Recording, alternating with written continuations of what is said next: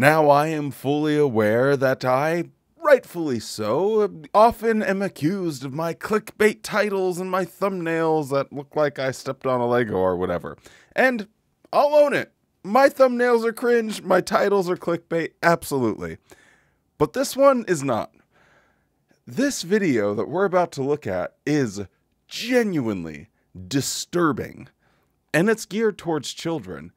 And I found myself speechless, and I had to take like a little walk just in order to assimilate what I was looking at and try and gather my thoughts before I recorded this. So, yeah, let's get into how the Watchtower is now teaching children to celebrate the death of everyone else that's not a Jehovah's Witness.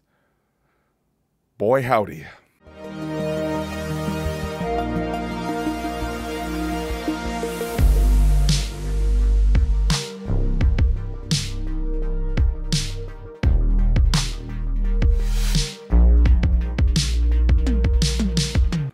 Welcome back to the JW Thoughts channel. My name is Wally, and today,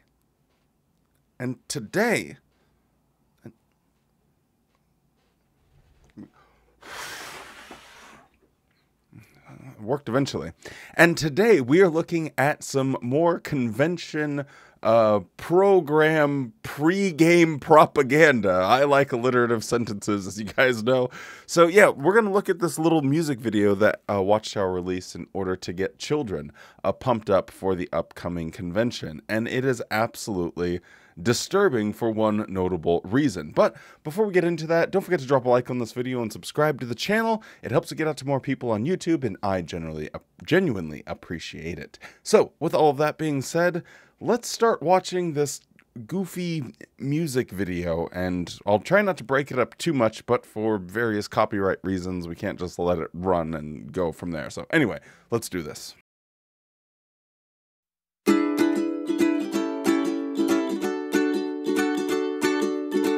Another year has gone by. Are you ready? 'Cause it's convention time. One of my closest friends, every so often I show them a Watchtower video, and their comment is always the same. Oh, it's another white guy in a blue suit that is controlling everything. So I just thought that this was a really funny situation going on here, because you have the control room at the convention, and it's always the white guy in a blue suit, because that's what gets the job done here in America, god damn it. America, yeah.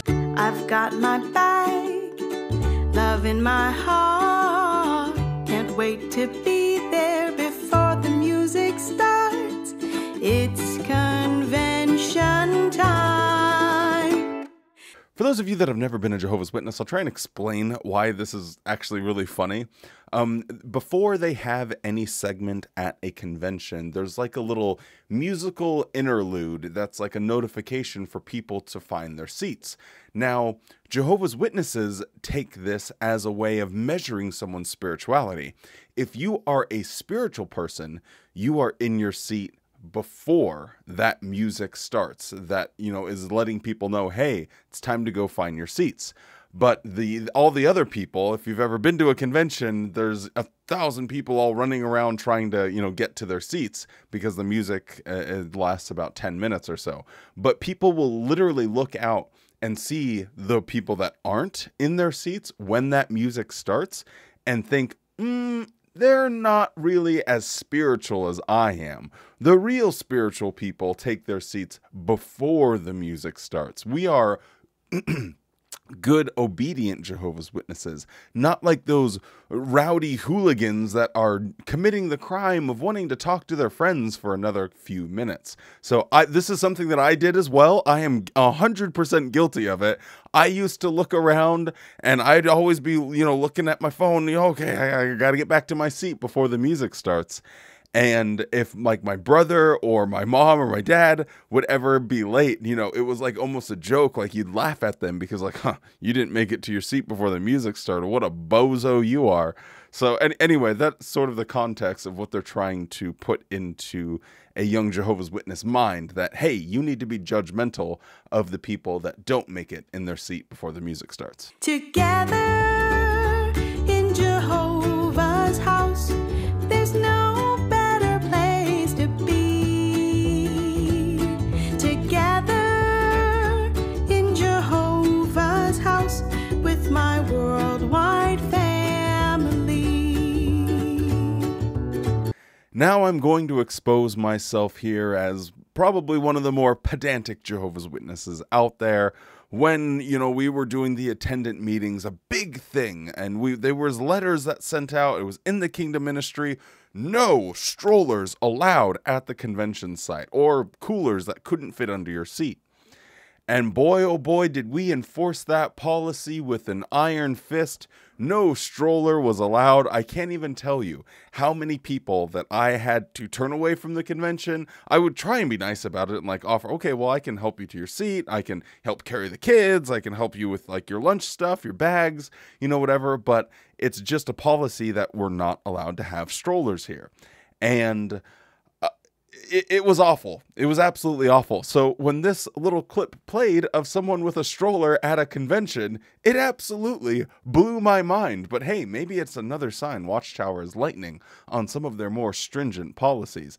But the next scene that we're about to see is the one that actually prompted me even making this video, because it is one of the most disturbing, despicable things, I'm very alliterative today, that I've seen Watchtower ever produce. So let's check it out. We could be friends, don't you agree? Why don't you take a seat right next to me? We're taking notes, and singing songs. We have the same hope, that's why we get along. Now, I think it's good to remember that there is an actual human being, a thinking adult. Well, maybe it's not okay to call them thinking, but there is a person that is animating this, coming up with the storyboards and making a decision about what they want to show to young Jehovah's Witness children, sharing about the notes that they're taking during the convention. And of all of the things that they could have come up with, it could have just been all flowers and butterflies and watermelons and pandas. But someone decided, and it was approved conceivably by a member of the governing body, to show a bird pecking out the face of a dying person, to show this other little face with X's on it, frowning, that's like getting zapped. I don't know. It's got like little heat waves or something. And another one that's covered in, I guess, maybe the whole message is, oh, look, we're going from suffering by the birds to absolute death and getting burnt up by the sun to getting consumed by vines and thorns to it making a happy plant. This is not okay. You are training little children to look at their schoolmates, the people they see in the grocery store,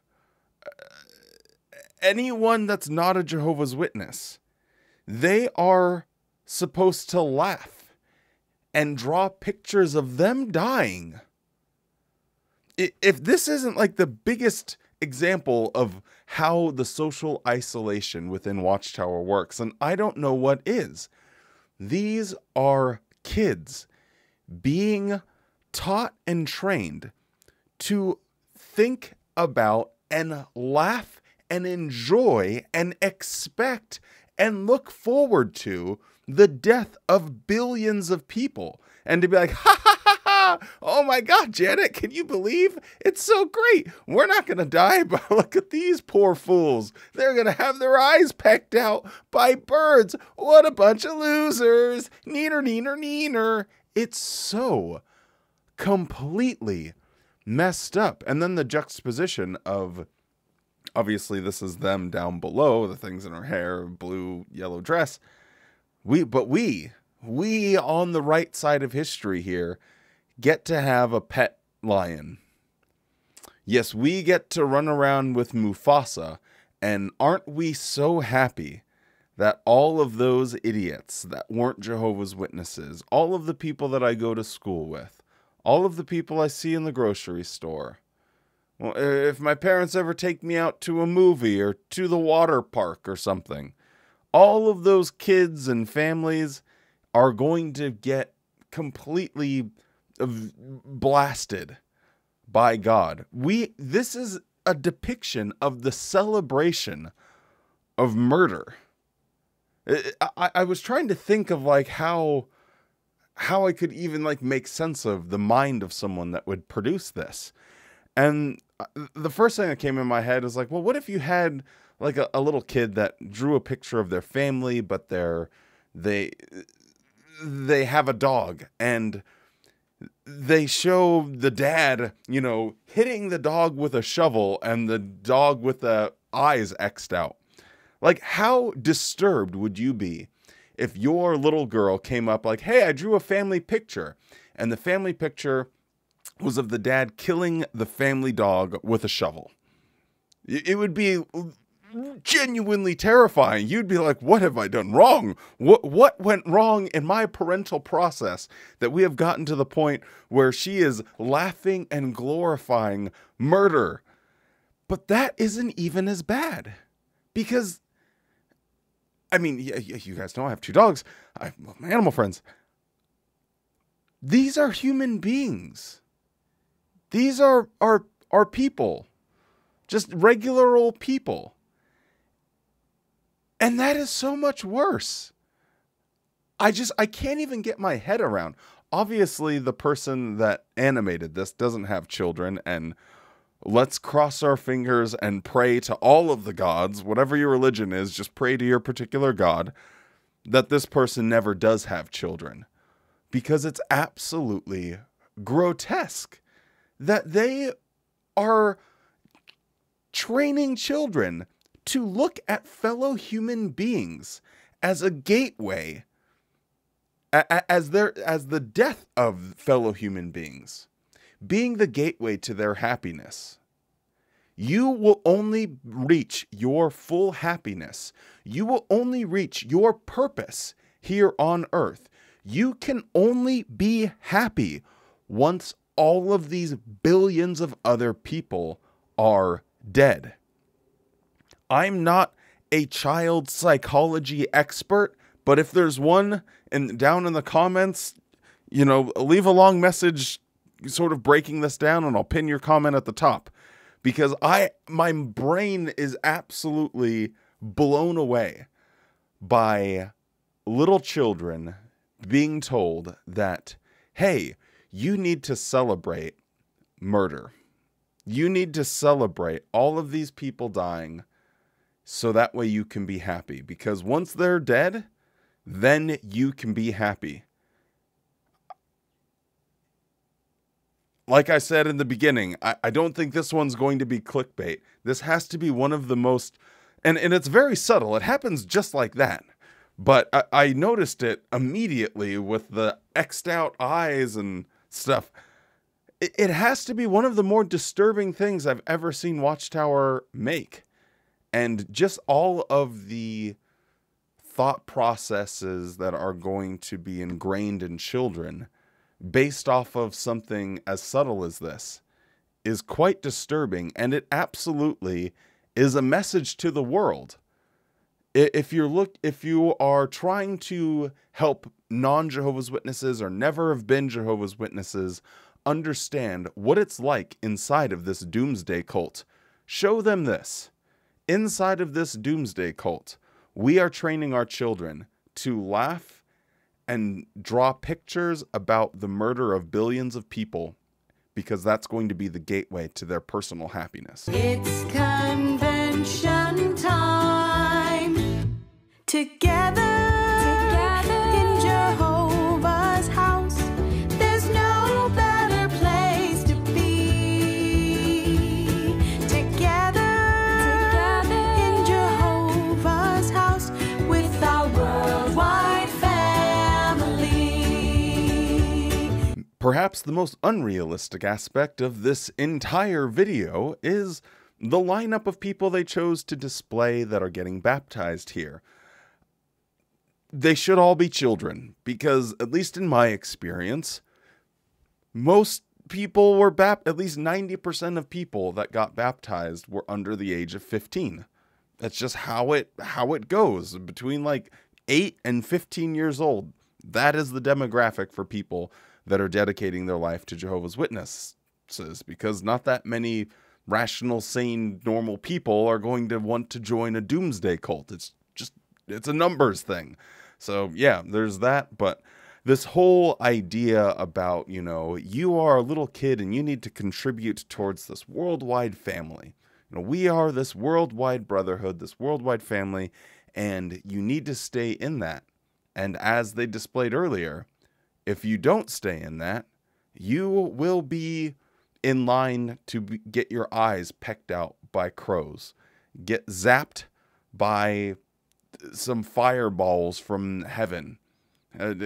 I used to always say Tony Morris, but he's no longer a member of the governing body. So Samuel Hurd and Stephen Lett, they have their Thor-like lightning bolts, and they are ready to go and blast all of those apostates. So all of these kids that are being shown this, and about 75% of them are going to end up leaving the religion, and the fear of leaving the religion is imprinted from a very early age, because trying to leave means you are putting yourself in line to get the thunderbolts. You are rejecting Jehovah, and you are in line for death. You cake on death.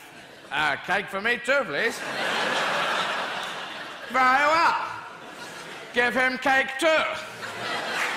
We're gonna run out of cake at this rate. Together in Jehovah's house, there's no better place to be. And we can play a part in filling every heart in this worldwide family.